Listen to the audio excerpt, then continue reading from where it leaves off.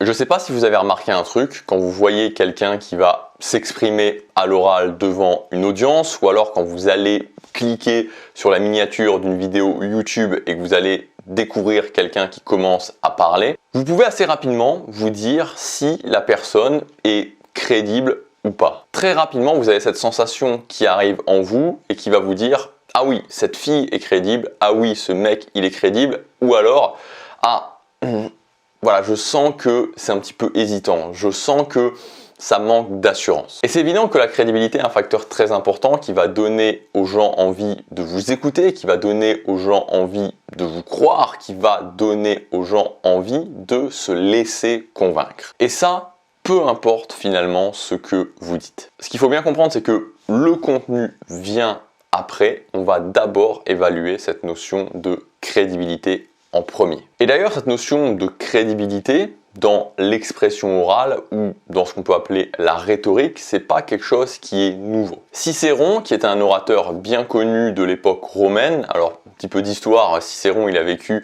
de -100 à -40 avant Jésus-Christ, il avait déjà compris cette notion de crédibilité dans la rhétorique et il appelait ça l'actio. L'actio ou la gestuelle du corps. Donc elle concerne les gestes, la voix, le regard, les mimiques qu'on peut utiliser. Dans cette vidéo, je vais vous donner 5 actions que vous allez pouvoir utiliser et qui vont vous donner de la crédibilité quand vous vous exprimez à l'oral. La première chose, c'est tout simplement le fait d'être capable de sourire et le fait aussi, en fait on pourrait dire d'avoir un visage qui va être expressif, un visage qui va faire passer des émotions, un visage où il y a de la surprise, ou alors, comme je vous dis, il y a du sourire, ou alors il y a de l'hésitation, il y a du doute, il y a de la tristesse, vous voyez, ce genre de choses. Un visage où on va vraiment, ou d'une façon générale, même au-delà des expressions que vous allez pouvoir utiliser, vous voyez que votre visage, ça soit un peu décrispé, que ça soit un petit peu mobile.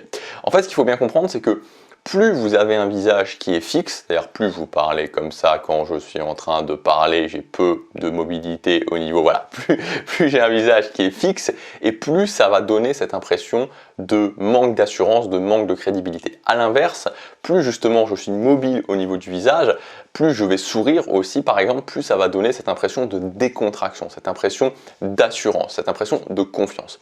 Donc moi ce que je vous invite à faire tout simplement, une première chose que vous pouvez faire, et ça peut être le cas par exemple quand vous commencez une vidéo sur YouTube ou quand vous vous exprimez, c'est toujours de commencer en vous disant, tout simplement en commençant par sourire. Par exemple, quand vous commencez une vidéo, salut, j'espère que vous allez bien aujourd'hui, j'espère que vous avez passé une bonne journée. Par exemple, si vous postez la vidéo le soir, bon bref, peu importe, vous dites ce que vous voulez, mais vous commencez vraiment par sourire, ça va directement donner vraiment de l'assurance à ce que vous dites, ça va vraiment donner déjà une image positive, une image assurée par rapport à ce que vous dites. Ensuite, quelque chose qui est très important évidemment, c'est tout ce qui concerne la gestuelle, parce que vous savez, la gestuelle, on peut avoir vraiment cette tendance à trop en faire, voilà, commencer à mouliner au niveau des mains.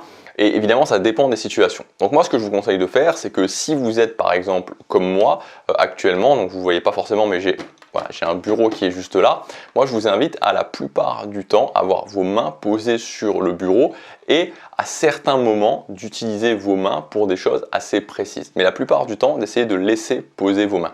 Maintenant, si vous vous exprimez à l'oral, donc pas forcément en vidéo, vous n'avez pas de bureau, vous êtes plutôt debout, là à ce moment-là, moi ce que je vous invite à faire, et ça va vraiment directement vous donner de la contenance, c'est toujours d'avoir quelque chose dans les mains. Donc ça peut être un téléphone portable, par exemple un iPhone, téléphone portable, smartphone, peu importe, où vous allez pouvoir éventuellement avoir vos notes dessus, ou alors pourquoi pas des notes à l'écrit, ou alors pourquoi pas une télécommande si vous passez des visuels, des PowerPoint derrière, mais toujours d'avoir quelque chose dans vos mains, parce que ça va vous permettre justement voilà, de laisser, de donner une certaine contenance, en fait, directement de donner une certaine contenance, beaucoup plus que si vous n'avez rien dans les mains et que vous êtes debout, vous allez vous demander est-ce que je laisse les bras du long du corps, mais bon ça fait un petit peu bizarre de parler les bras le long du corps ou les mains dans les poches, donc voilà, moi c'est vraiment les 2 premiers conseils que je peux vous donner. La troisième chose, c'est d'utiliser vos mains pour des gestes qui vont être des gestes précis. Donc par exemple, vous pouvez utiliser vos mains pour séparer 2 zones. Le choix numéro 1, le choix numéro 2. Avant, après. Ça, c'est une bonne façon d'utiliser ses mains. Vous pouvez utiliser vos mains pour, par exemple, capter l'attention avec un stop ou alors faites attention. Vous pouvez utiliser vos mains pour montrer quelqu'un. Si par exemple, vous dites, je ne sais pas si vous, ça vous est déjà arrivé, ou si vous êtes devant une audience, vous pouvez montrer quelqu'un, est-ce que toi, ça t'est déjà arrivé, ou est-ce que tu peux me dire, toi, ce que tu en penses, ton expérience par rapport à ça. Ou alors, vous pouvez aussi utiliser vos mains pour appuyer un argument. Ok, ce truc-là, c'est vraiment important. Vous devez le faire. Quatrième chose pour vous donner de l'assurance, c'est évidemment le fait de parler lentement, d'essayer de bien articuler et aussi de ne pas hésiter à faire des pauses, à faire des silences. Voilà, c'est vraiment toujours très important de se donner de l'assurance avec le fait de globalement parler lentement et d'essayer vraiment de faire des pauses, faire des silences. Cinquième point, faites référence à votre audience régulièrement, faites interagir votre audience. Donc par exemple, vous décrivez une situation, moi j'ai eu ce problème-là dans ma vie. Donc par exemple, moi quand j'ai décidé de changer ma vie, quand je me suis dit ok, j'en ai marre de cette vie, je veux la changer, j'ai commencé à prendre ce chemin-là et pendant les 5 premières années, j'ai eu quasiment aucun résultat et c'était très déprimant parce que j'avais aucun résultat. Et je ne sais pas si vous avez déjà ressenti ça. Je ne sais pas si vous êtes dans cette situation, vous avez décidé de faire quelque chose, vous n'avez pas de résultat, vous voyez les autres qui ont des résultats. Est-ce que vous avez ressenti ce sentiment de frustration qu'on peut avoir? Donc voilà un exemple. Donc je donne un argument. Cet argument, je fais référence par rapport à moi, je le concrétise et ensuite je fais référence par rapport à vous, par rapport à l'audience. Est-ce que ça vous est déjà arrivé? Est-ce que vous aussi, vous avez déjà ressenti ça?